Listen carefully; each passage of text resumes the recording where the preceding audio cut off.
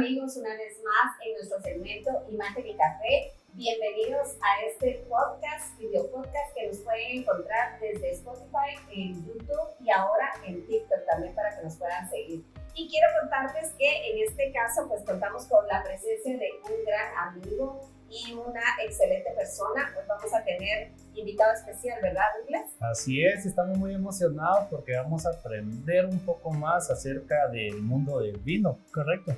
La cultura del vino, así Toda la es. cultura. Así que con nosotros Omar Alvarado, sommelier, así que bienvenido, Omar. Muchas gracias a ustedes por la invitación, qué gusto estar acá con ustedes.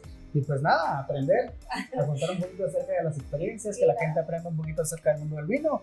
Y qué privilegio estar acá con ustedes. Muchísimas gracias, a usted también por haber aceptado la invitación de poder compartir esta parte tan interesante que es el mundo del vino, ¿verdad? Porque en realidad yo creo que en Guatemala somos como un poquito más de la cultura del ron, de la cerveza, pero del vino me da risa. Bueno, y para contarles un poquito, pues la relación con Omar es porque él es parte del cuerpo docente de Garbo y da clases de vino en el diplomado.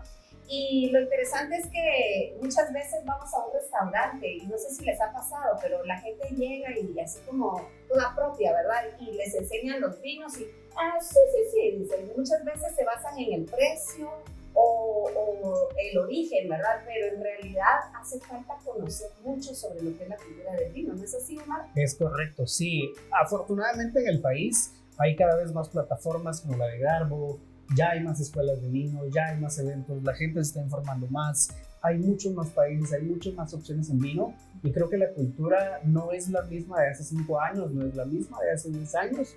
La cultura está creciendo y hay gente más interesada en aprender. De hecho nos pasa aquí en Garbo, que los alumnos no les basta una clase, siempre quieren más. Y vaya, en una clase no podemos abarcar todo el contenido, pero sí se deja esa semillita para que todos quieran aprender más, para que la gente esté más interesada y de eso se trata. Esa es la tarea nuestra, hacer que la gente se enamore del vino en el país. Definitivamente, pero bueno, hoy vamos a hablar un poquito del vino, pero también queremos conocer un poquito a ese personaje, a ese ser humano que está detrás de la etiqueta de sommelier, ¿verdad? Omar, cuéntenos, ¿cómo nace este deseo de aprender del vino? A ver, yo empecé en la industria de las bebidas hace ya casi 14 años. Empecé para una marca... ¿Por deseo propio o por necesidad? Creo que la vida lo lleva a uno donde uno tiene que estar siempre en cualquier momento y lo que uno va haciendo va sumando para que al final llegues a donde hoy estamos. Yo por eso agradezco mucho todas las oportunidades de trabajo que la vida me ha dado, incluyendo la de Garbo, porque cada puerta que se abre te lleva al final a donde hoy tienes que estar. Entonces yo empecé hace sí más o menos como 14 años, empecé en la industria de la cerveza. Lo interesante es que yo no tomaba, trabajaba para una marca de cerveza importante y no tomaba, yo no consumía alcohol, luego me pasé a una distribuidora de vinos y ahí empecé. Cuando ya a tomar alcohol, a consumir alcohol. A tomar conciencia del vino, ¿no? Sí, totalmente. Empecé a consumir alcohol, pero creo que la empresa lo hizo muy bien y creo que es parte de lo que hoy es mi tarea, es crear cultura, es educar a la gente y enseñarle a todas las personas cuál es la forma correcta de beber. Normalmente en nuestro país sí está visto de pronto como la persona que toma no tiene un control, o se envicia en el tema del alcohol y la tarea nuestra es justo eso, es crear cultura. El vino es cultura, todas las bebidas son cultura y pues bueno, ahí aprendí yo, ahí empecé y luego ya me especialicé después de muchos años. La gente me decía, madre, usted sabe mucho, cuando yo iba a eventos, cuando daba capacitaciones, y la gente me decía, usted sabe mucho, usted es sommelier, y yo no soy sommelier, pero estoy en la industria y por eso sé pues un poquito más que los demás. Claro. Y ya luego aquí en Guatemala hay una escuela de sommelier, me metí a estudiar, ya nos especializamos. Sí, seguro. Y el mismo mercado lo estaba demandando, la gente estaba demandando vinos de una gama más alta, estaba demandando más conocimiento, ya la gente está más informada también.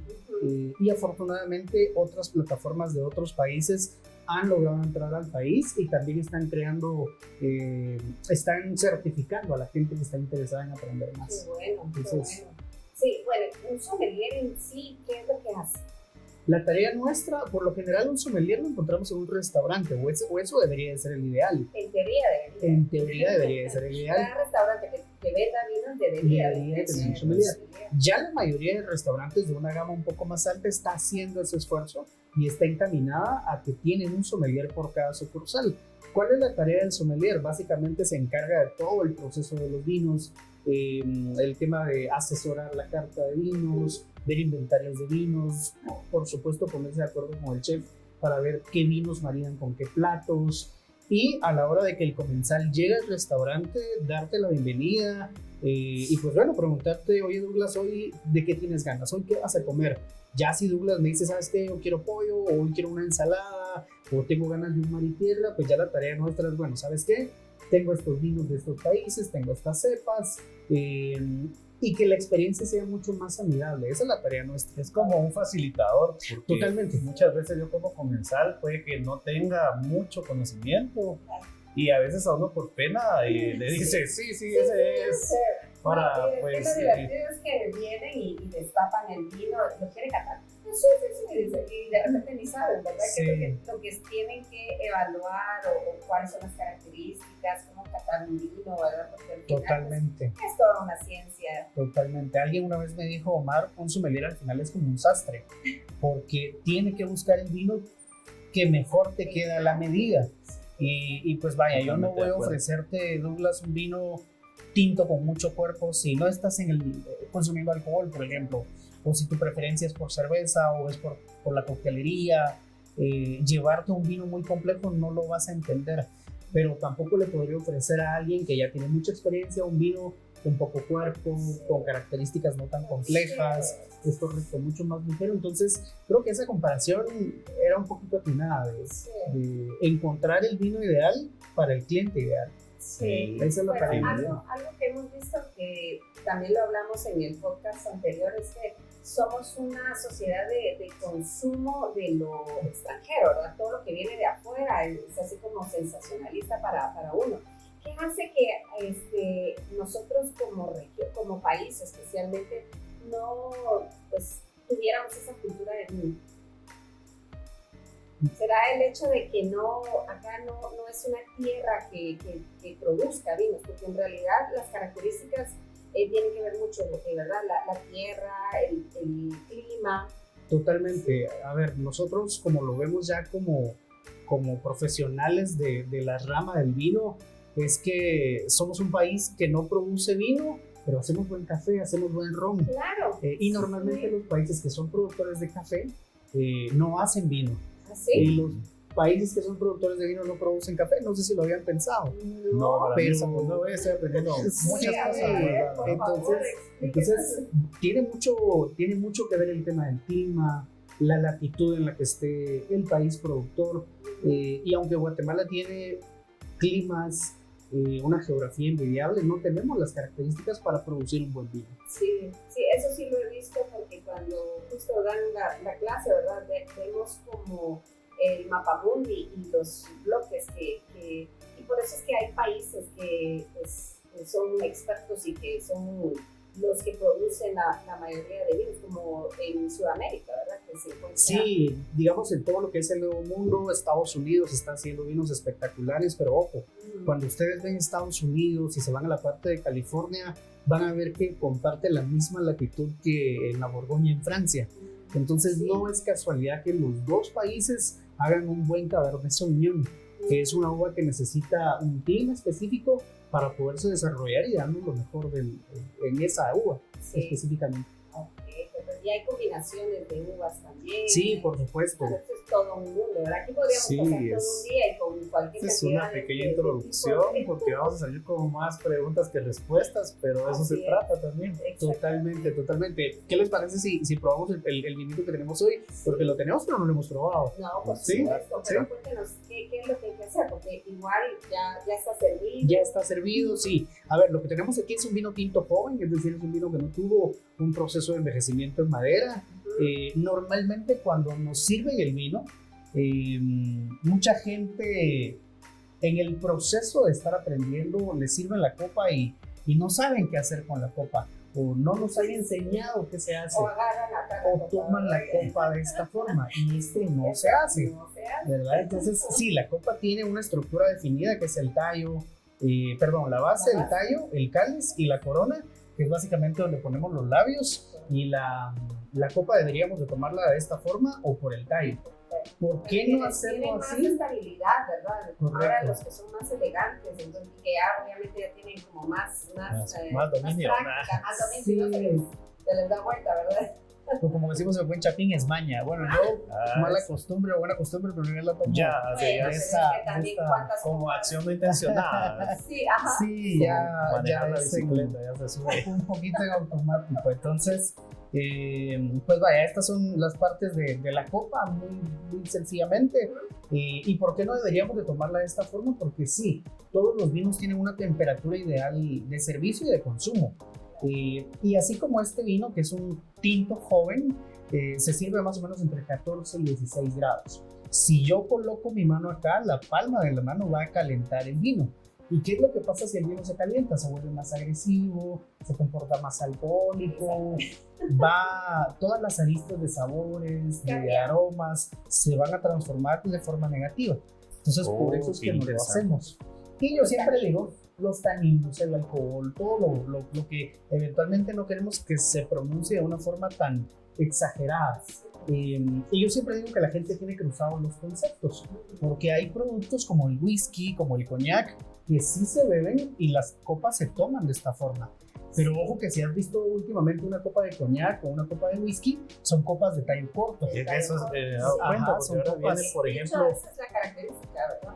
que es para poder colocar la mano de esta forma, que el producto se caliente a propósito y que ese alcohol no llegue a la nariz. El calor de la mano hace que el alcohol descienda y entonces ya llegan a la nariz aromas primarios, secundarios, terciarios, pero eso es para destilados. En el caso de los vinos, siempre por la base, siempre por el tallo. No es un destilado, es un fermentado. ¿Sí? Entonces, ¿qué deberíamos de hacer en un proceso de cata cuando nos sirven un vino o estamos en un restaurante? ¿Qué deberíamos de hacer? Lo primero es evaluar el vino en vista, que es básicamente colocarlo a la altura de los ojos. Vemos que primero la copa esté limpia, que no tenga nada en el interior, ¿verdad? Que la copa esté en óptimas condiciones. Evaluamos también el cuerpo o la densidad del vino. Si ustedes logran ver, este vino que estamos probando hoy no tiene tanta densidad, es decir, no se ve tan espeso, no se ve como aceite. Pero hay vinos que han tenido mucho tiempo en madera o cierto tiempo en madera, sí se van a ver acá como más espesos, como más densos, se van a impregnar en las paredes de la copa. ¿Son las reservas o grandes Son los reservas? vinos que han tenido ese tiempo en madera. Entonces, eso es lo primero que hacemos, evaluarlo en vista, evaluar el color también, eso es importante, y ya luego lo llevamos a la nariz. En la nariz, ¿qué buscamos? Buscamos que el vino tenga aromas, y aquí una diferencia importante para ustedes y para quienes nos están viendo, buscamos que el vino tenga aromas y no olores. Un olor es algo negativo en un vino, pero un aroma es algo positivo. ¿Y a qué me refiero con aromas? Pueden ser, por ejemplo, características de mora, de fresa, de frambuesa, características frutales. Pero si yo, por ejemplo, especiados también, si yo encontrara, por ejemplo, una nota de acetona, de vinagre, de cartón mojado, eso ya son olores, es una característica negativa y eso ya me da un indicio de que el vino podría no estar en óptimas condiciones. Entonces, si quieren, le llevamos a la nariz para hacer el ejercicio completo. ok. Y justo lo que percibimos son esas características frutales, especiadas, y posteriormente lo podemos oxigenar de esta manera. Esto lo hacemos para que el vino básicamente pueda oxigenarse, pueda respirar, como decimos nosotros, o de forma técnica se pueda abrir y pueda tener o darnos mejores aromas, mejores sabores. Eso significa que si ahorita lo llevas a la nariz, vas a tener un vino con características distintas. Sí, hagamos el ejercicio y me cuentan. ¿Lo perciben distinto? Sí. Sí, solo con haberlo oxigenado. Sí, entonces, eso es básicamente lo que pasa y en boca la misma historia. Vamos a degustarlo y ustedes me cuentan qué características encuentran. ¿Sí? ¿Les parece? Salud. Salud. Para todos los que están. Salud. Hoy es café, pero con vino. Sí, porque es imagen y café, pero hoy va a ser imagen y vino. Imagen. Exactamente. ¿Qué te pareció, Douglas? Está sabroso, está suave y está... Es un vino muy ligero, No. es un vino frutal, tiene una muy buena acidez. Es justo para, como estamos ahorita, es un vino para platicar, no necesariamente para comer. Si hubiéramos buscado un vino para comer, tendríamos que tener un plato mucho más específico, que es lo que nosotros hablamos en el mundo del vino, que es el famoso maridaje. Y ojo que es maridaje, no marinaje. Mucha gente dice, mucha gente dice voy a hacer un marinaje, pero un marinaje es un concepto de cocina y el maridaje es básicamente la asociación adecuada entre comida y bebida. Es como el casamiento, ¿no? El casamiento. Sí, de hecho proviene del término matrimonio, que es básicamente hacer que casen la comida y la bebida. Sí. ¿Cómo te está yendo, Douglas? Bien. Ya le estoy detectando las diferencias. ¿Sí? Ajá. ¿Ok? Si siente que Vamos cambia a el tono de oxigenarlo voz, un es poco. porque ya va Es siendo porque- perfecto. Pues se calentó mucho el vino, ¿verdad? Como la caricatura de los huevos, ¿verdad? Ah, los huevos cartoon. Ajá, sí, justo. Pero qué A cocinar con vino. Y A cocinar con vino. a cocinar. A cocinar con vino. Sí, es segunda toma, ¿verdad? Entonces ya nos va a salir. Bueno, y cuando se habla de maridaje para poderlo combinar con un vino tinto, ¿cuál es su recomendación? Porque ha habido como una teoría que carnes rojas con vinos rojos, carnes blancas con vinos blancos. ¿Ha cambiado esto o en sí cuál es su concepto o cuál es su recomendación acá para...? Creo que el vino tiene siempre ciertas normas que debemos de tomar, creo yo, cuando estamos iniciando. Entonces, esa base de carnes blancas, salsas blancas, vinos blancos, creo que es ideal para alguien que está empezando, para que empiece a entender un poquito de, bueno, un vino blanco puede quedar bien con un pollo, puede quedar bien con mariscos, y ya cuando tengamos cierta experiencia podemos ir haciendo maridajes distintos, maridajes contrastantes, donde ya yo como consumidor diga, bueno, ¿qué pasa si, por ejemplo, un vino tinto de cuerpo ligero lo marino con este plato que no es lo común, pero qué pasa si a mí como consumidor, yo, Omar, me gusta? Es básicamente ir entendiendo de que en el mundo del vino hay infinidad de maridajes, hay una amplia variedad de cepas, Y cada quien puede tener su y que propio cada criterio. quien puede tener un propio criterio. Entonces, en el mundo del vino no hay nada escrito en piedra, sí hay ciertas normas que deberíamos de seguir si estamos empezando, pero es eso, es si estamos empezando, que esa sea la guía para poder empezar. Ok, aquí podemos descifrar muchos mitos o desmitificar muchas creencias falsas, ¿verdad? Sí. Porque como bien lo mencionabas, se toma como que está escrito en piedra y Correcto. lo que vemos es que al nivel de aprendizaje, pues uno quiere experimentar más, ¿verdad? Total. O arriesgarse, como bien decías, con otros platillos, otros sabores. No, y Totalmente. es que esto de alguna manera lo pone a uno en mucha posición, ¿verdad? Con la seguridad de ir a un lugar, compartir sin sentirse uno como inexperto, ¿verdad? Se nota cuando alguien Sabe y cuando alguien no sabe. Sí. Exactamente. Entonces, siempre decimos nosotros que en el mundo del vino o el maridaje no son normas, deberían de ser experiencias. Experiencias, exactamente. Vivir experiencias donde la persona se pueda sentir cómoda, tranquila y que a la hora que le lleven una carta no esté pendiente ni del precio ni del lugar, ¿verdad? Ahora, hablando del precio específicamente, es cierto que siendo más caro es mejor el producto. No necesariamente, mucha gente, y es parte de los mitos que tiene el mundo del vino, la calidad no siempre está asociada al precio. Y haciendo un paréntesis, sí hay marcas, sí hay bodegas de mucho renombre que pues vaya, tienen precios altos, son vinos de gama alta, pero pues vaya, si estamos en una tienda, no necesariamente me voy a llevar el más caro porque es el mejor, Claro. o no porque sea el más caro me va a gustar, ¿verdad? Yo he tenido clientes que tienen un poder adquisitivo muy alto y no les gusta el vino. Y eso no significa que no tengan conocimiento. Y otro tema importante, el poder adquisitivo tampoco te da conocimiento. No. Hay gente que puede pagar vinos muy caros y no los entiende. Exactamente. Bueno, es que de hecho ahora se tiene la cultura de los nuevos ricos, ¿verdad? Que pueden tener mucha plata, pero no mucho conocimiento, Correcto. mucha cultura. Entonces ahí es donde entra todo el proceso de aprendizaje. De asesoría y de todo. Asesoría, exactamente. Sí, entonces sí, respondiendo a la pregunta, no, el precio no determina la calidad. Y creo que como consumidores La tarea es, no hay otra forma de aprender más que probar y probar y probar. ¿Verdad? Entonces, si Douglas hoy estás empezando en el mundo del vino, puedes empezar con un vino blanco, con un espumoso, luego te vas a tintos ligeros, luego ya pasas a tintos con más cuerpo. ¿Cuáles serían como los que tienen más cuerpo? Va a depender siempre de la cepa y nos vamos a guiar por la cepa para poder determinar la complejidad de un vino. Por ejemplo, de cepa es el tipo de uva, es el tipo de uva, es correcto. Entonces, seguro han escuchado cepas como la Merlot, como la Malbec, como la Carmener, como la Tempranillo.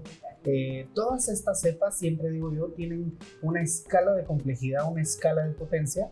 Y si hoy estás empezando en el mundo del vino y te sirven un Cabernet Sauvignon, que son cepas que su característica principal es que tiene fruta muy madura, notas especiadas, mucho cuerpo, muchos taninos, pero estás empezando, definitivamente la experiencia podría no ser tan positiva. Pero si estás empezando y te sirven una cepa como la Pinot Noir, que es de cuerpo ligero, no tiene tantos taninos, es mucho más frutal y es mucho más amigable, la experiencia podría ser distinta. Entonces, sí, va a depender mucho del tipo de cepa. Y si nos vamos a las más complejas, no sé, comercialmente podría hablar de una Tannat de Uruguay, una Cabernet Sauvignon, una Syrah, por ejemplo, que son cepas sumamente complejas. Sí, es una cultura general. Es una prueba de aprendizaje, sí, ¿verdad? Bastante interesante. No, y al final, o sea, apenas estamos como dándoles unas pinceladas para que genere también ese interés, ¿verdad? Y que busquen información, que vean también dónde poder aprender un poquito más, porque como lo mencionaba, pues hay ya ahora esta cultura que se está pues, generalizando, ¿verdad? Y entonces es muchísimo más fácil poder encontrar ahora lugares donde poder aprender. Totalmente. Sí. Y que Garbo puede ser una excelente plataforma, así que pongan ustedes ahí en los comentarios, envíen mensajes, quiero aprender con Garbo y armamos el curso. El taller, el curso, lo que sea, así es. ¿Qué otros mitos hay en todo lo que es la atmósfera del vino? Creo que uno de los más, pues no sé si graves, pero de los más frecuentes es que la gente sí piensa que el vino se pone mejor con el tiempo, y sí pasa, pero sí, ¿bajo qué lineamientos? Sí, yo la vez pasada, ¿se recuerda que le hablé en una ocasión que estaba en la casa de unos amigos y tenía como unas 15 botellas? Pero esas botellas tenían ya no sé cuántos años, entonces le digo, no, eso hay que sacarlo. Me puse así como a hacer inventario, ¿verdad? Y llamé a Omar y no es lo mismo un vino viejo que añejo, ¿verdad? Sí, de hecho el término añejamiento no lo deberíamos necesariamente utilizar para un vino. El término añejamiento deberíamos de dejarlo idealmente para destilados, ¿verdad? Porque son productos que pasan diferentes años o pueden pasar muchos años. Cuando hablamos de destilados, para que también, porque a veces tenemos ciertos términos que la gente no dirá que es un destilado. En este caso, un destilado es un producto que ya es inerte, es un producto que ya no tiene evolución a través del tiempo. Un destilado puede ser, por ejemplo, y cuando hablo de inerte y que ya no tiene evolución, los whiskies, los cognac. Yo tengo muchos amigos o clientes que me preguntan, mira Omar, tengo este whisky que era de mi abuelito y ya pasaron 20, 50 años, de plano está mejor. No está mejor, está igual que como él lo dejó. A menos que le haya dado mucho sol, lo que va a pasar es que tiene menos alcohol, pero está igual. Entonces, eso es un destilado, es un producto que ya no evoluciona. El ron tampoco, porque también es un destilado. En cambio, a diferencia, por ejemplo, de un vino que son fermentados, estos sí evolucionan a través del tiempo, estos sí mejoran, pero ¿qué cosas deberíamos o qué elementos deberíamos nosotros como consumidores de evaluar a la hora de comprar un vino y decir, bueno, lo voy a guardar un par de años? Primero, ver si el vino tuvo un proceso de evolución en madera o no. Es decir, si fue, como decimos, si evolucionó o tuvo una maduración en barrica. ¿Cómo se puede? Normalmente lo dicen algunas botellas o buscamos la ficha técnica en internet. Pues ahí te aparece. Es como los perfumes, ¿verdad? Sí, porque correcto. los perfumes uno compra un perfume y en realidad no dice qué ingredientes tiene. Correcto. Entonces va uno Pero si indagas un poco, encuentras la información. Exactamente. Entonces, si quieres saber qué tiene, qué características tiene el vino, pero hay, por ejemplo, los vinos ahora del Nuevo Mundo, sí tienen como la información de la casa. ¿Qué deberíamos evaluar? De Nuevo Mundo y Viejo Mundo, sí. Digamos, Aquí un dato importante es eso, ver cuánto tiempo estuvo evolucionando en madera, y un dato que es súper importante es la añada. La añada es ese numerito, La fecha. esa fecha que aparece en todas las botellas. Entonces van a aparecer botellas del 2019, del 2021, y ese número, ese año que aparece ahí, a partir de ahí es que tú empiezas a contar, o es el tiempo que tú tienes para poder consumirlo o para poder todavía darle un tiempo de guarda. Por ejemplo, el vino que estamos probando hoy, ¿qué añada es? ¿Producción nos puede confirmar qué añada es? A ver, solo vamos acá. Vamos a... Tenemos ahí el año, tenemos la añada. La etiqueta. ¿Sí? La parte de... ¿Ah? 1883. No, tiene que tener otro. No, tiene que tener otro número. Pero es que eso es lo interesante, ¿verdad? Porque 2022, gracias por el like. Entonces, ¿qué pasa? Este vino es un vino que su tiempo de guarda o su capacidad máxima de almacenamiento es de 5 años. Entonces, sí es. Y más de eso no va a poder vivir. Okay. Como o sea, máximo. ¿Sí? O sea, conforme va pasando el tiempo es como su menos... Es correcto. Entonces, cuando yo hablo de evolución, cuando yo hablo de tiempo de guarda, yo siempre le digo a mis alumnos, quiero que se imaginen una curva que sube, pero que también vuelve a caer. Claro. Entonces, El ciclo de vida. claro, Sí. el ciclo de vida. Entonces, si por ejemplo el vino es 2022, hablamos 22, 23, 24, 25, el vino podría estar en un buen momento, y ya para el 26, 27 va a empezar a perder características, propiedades. Para cocinar, para una sangría, Para una ensalada. sí, para una salsa. Sí. Sí. No, pero es interesante esto, ¿verdad? Porque al final uno dice, ay, es que me lo regalaron y es un buen vino y para un buen momento. Yo creo que el buen momento es... Y a veces el buen momento nunca llega. Exactamente. O es el que se está viviendo. Yo lo veo más en esa función, ¿verdad? Hay las abuelitas, por ejemplo, antes acostumbraban a guardar Las vajillas, Sí. es cierto. Están nuevas para ese momento Para- especial. sí. Se mueren Sí, y nunca nunca se lo usan. usan. Exacto. Es Entonces, correcto. no guarden, por favor, compartan. Compartan Sí. experiencias, una experiencia. Exactamente. ¿Y qué vinos sí deberíamos de guardar? Los vinos que hayan tenido un tiempo de evolución de madera muy extenso. Por ejemplo, se compró una botella y el vino estuvo, no sé, 36 meses en madera. Entonces es un vino que su potencial de guarda es mucho más extenso. Y la norma debería de ser sencilla: más madera, más tiempo de vida; menos madera, menos tiempo de vida. Y Muy práctico. para poderlo conservar, o sea, en este caso, algún ambiente especial en casa para... Sí, todos los vinos tienen elementos importantes para poder conservarlo, y uno de ellos es que la botella no es oscura por casualidad. No es porque se ve elegante, es oscura para poder protegerla de la luz natural o artificial. Entonces, por eso las botellas de vino tinto son oscuras. Entonces deberían de estar en un lugar donde no le dé el sol toda la tarde, por ejemplo, o si van a una tienda de vinos y tiene un foco encima, no es una opción para comprar vinos ahí, porque están eventualmente dañando el vino, a menos que sea un poco leve. Ahí podría ser diferente la historia, pero ¿Y qué pasa cuando salen las ofertas de vinos?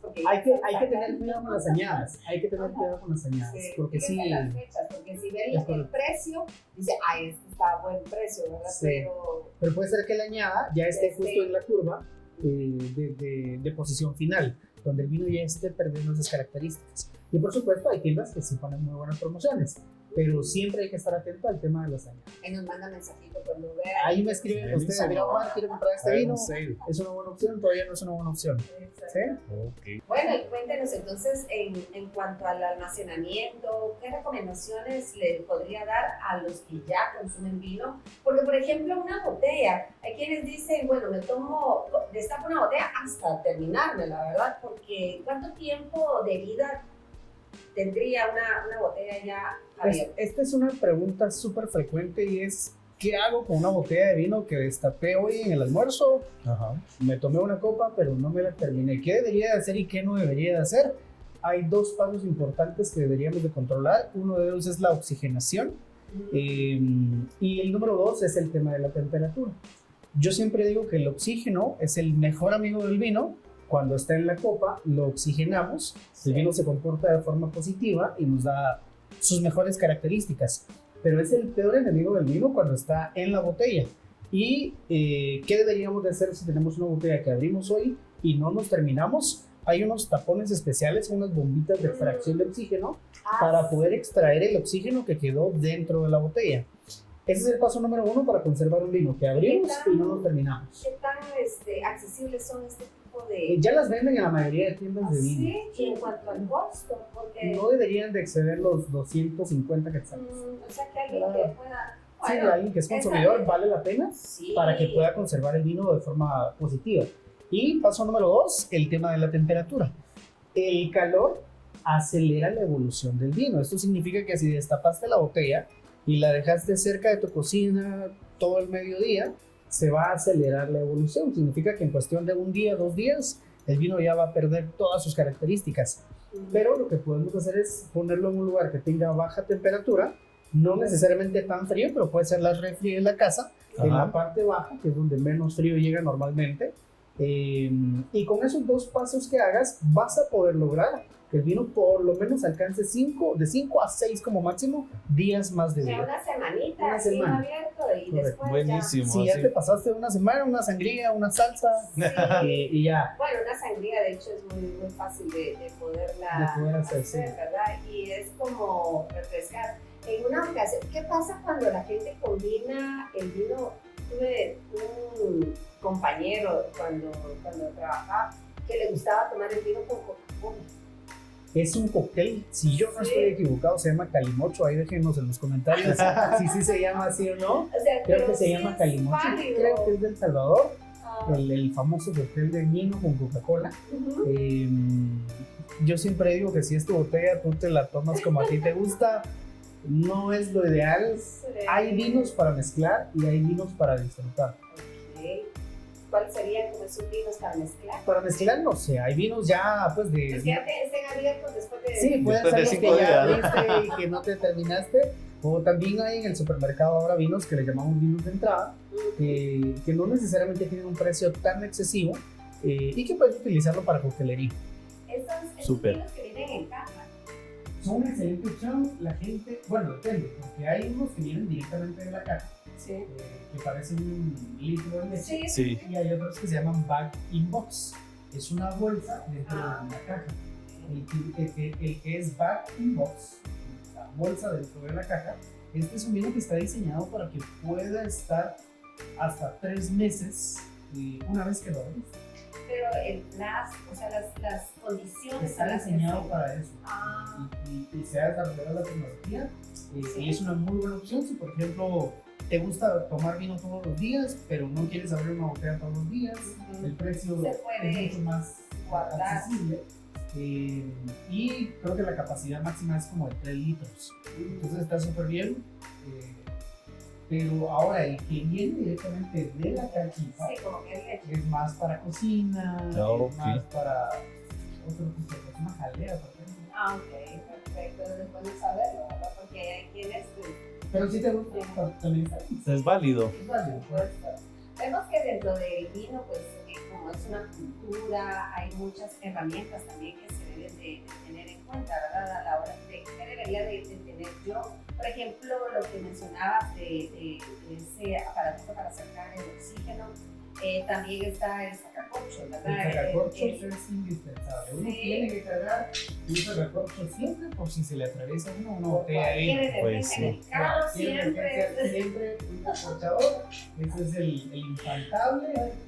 Pero hay otras herramientas que podemos Pero hay hacer unos en casa. eléctricos también. Hay unos ¿verdad? eléctricos que son Hay- mucho hay más quienes- amigables. Sí, pero si estás en tu casa, te quieres lucir No ahí. pasa nada. Ajá, pero este sería como el elemental, ¿verdad? Este es el básico y otros elementos. Las copas son súper importantes, ¿verdad? Las copas son fundamentales. No, Si te un gusta, vasito, no un claro, vaso desechable, o sea, porque sea una emergencia. claro. Y si quieres llevar la experiencia a otro nivel, lo recomendable es que la copa sea de cristal. El material, El exactamente. material es fundamental para poder disfrutar el vino.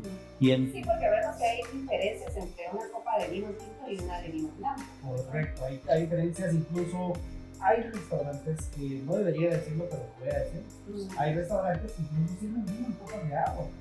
Y es por falta de conocimiento. sí, sí, porque hay diferentes formas. Incluso hay unas que tienen ángulos Sí, rectos. es correcto. Van teniendo diferentes características, pero sí, si quieres llevar la experiencia a otro nivel, una copa de cristal es lo ideal. hoy ya no son tan caras como antes, ya no es tan difícil conseguirlas. Pero puedes empezar con una copa de vidrio, está bien, siempre que sea para vino, porque sí se confunden las copas de algo con las copas de vino. Okay. ¿Y el cuidado de la limpieza de las copas, cuál es el que recomiendas? Si es de cristal, normalmente se limpian con vapor, es muy delicado. Para que no queden residuos. Sí, y venden unos trapos que son de microfibra para que no queden esas pelusas. El cristal tiene la ventaja de que no se impregna ese famoso ojo de pescado también. Sí. Va a ser más fácil, más complejo, pero... Sí, porque yo había escuchado, y posiblemente sea un mito, que no se utiliza jabón para limpiar las copas. Incluso hay jabones especiales para la... Porque no se va a quedar impregnado el olor. Porque puede alterar. Cambia también como las propiedades del vino, me imagino, ¿verdad? Y de los decantadores. El decantador es una herramienta que se utiliza para sobreoxigenar un vino. Pero es, por ejemplo, si es un vino que te compraste, estuvo mucho tiempo en madera y que guardaste muchos años en tu casa. No. Sí, lo destapaste justo para esa ocasión especial, pero el vino tenía ese potencial de guarda. Entonces te compras un decantador, lo colocas ahí para que el vino se abra, respire y te dé esas características positivas que estamos buscando. Eso es para un ambiente social, ¿sabes? Porque hay quienes también les gusta lucirse con todos sus elementos, ¿verdad? Que puedan tener. No, y sí es muy bonito, ¿verdad? Ver cómo cuando una persona conoce hasta el arte de destapar, cómo sirve la copa, ¿verdad? No, y es que es interesante porque yo siempre le he dicho que después de un aprendizaje no volvemos a ser las mismas personas. Porque nos volvemos tan críticos. Yo voy a un restaurante y si piden una botella de vino, yo me quedo viendo cómo lo sirven. Si enseñan la etiqueta, hay quienes se ponen la mano atrás, la gota, ¿verdad? Que también ese elemento de cómo girar la botella para que no tire la gota. O sea, hay tantas cosas que, no, esto no lo hizo bien, no se guardó la... O sea, hay tantos elementos que ya es inevitable ser uno muy observador con esto, ¿verdad? Así que bueno, pues esto y más es lo que aprendemos acá. Realmente ha sido una experiencia muy interesante conocer, y creo que para muchos de ustedes, pues esos mitos que se han llevado detrás de la botella de vino o dentro de la botella de vino, pues ahora los estamos, como bien decía Douglas, pues aclarando, ¿verdad? Es correcto, desmitificando. Sí, y pues Omar, muchas gracias por compartir estos conocimientos con nosotros, con nuestra audiencia. Creemos que pues fue una plática muy enriquecedora. Y pues esto es todo en este programa. Hoy no es Imagen y Café, hoy es Imagen y Vino. ¿Cómo te encontramos en redes sociales? ¿Cómo te puede encontrar la audiencia para seguir aprendiendo estos tips, para involucrarse un poco más en el mundo tan extenso del vino? Perfecto, gracias. Estoy como Omar Alvarado 1991 en Instagram y en TikTok. Todo el tiempo estamos subiendo videos educativos, subimos videos de cuando estamos dando clases, videos independientes, estamos haciendo catas todo el tiempo. La intención es que haya más cultura, que la gente esté más informada y que todos se enamoren del mundo del vino como estamos nosotros. Así que síganlo por favor y síganos a nosotros también en nuestras redes sociales. Ya estamos en TikTok como Imagen y Café. Y compártanlo si consideran que este contenido es importante para que otros amigos y que en reuniones sociales puedan aprender un poquito más sobre la cultura y ponerlo en práctica, porque miren, de nada sirve el aprendizaje si no lo ponemos en práctica. Y si quieren segunda parte con vino blanco, pues ustedes nos comentan, dejen sus comentarios y pues estaremos acá contactando nuevamente, o vino rosado o lo que ustedes quieran. ¿No es así? Perfecto. Así que muchísimas gracias. Esto fue todo. Gracias desde Imagen y Café. Desde adentro hacia afuera. Salud. Salud.